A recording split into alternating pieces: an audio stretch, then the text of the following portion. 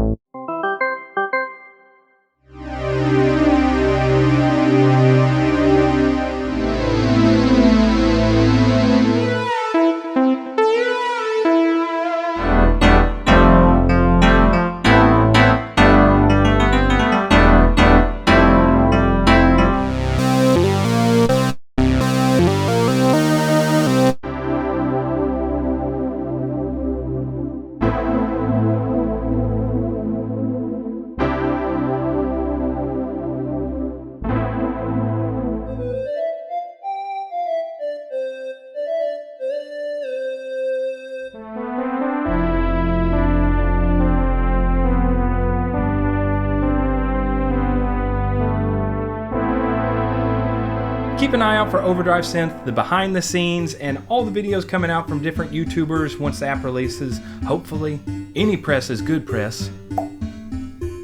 Oh no! What have I done? Thanks for watching. Be sure to like and subscribe, and I'll see you all next time. Alright. Just gonna sit here till the app comes out.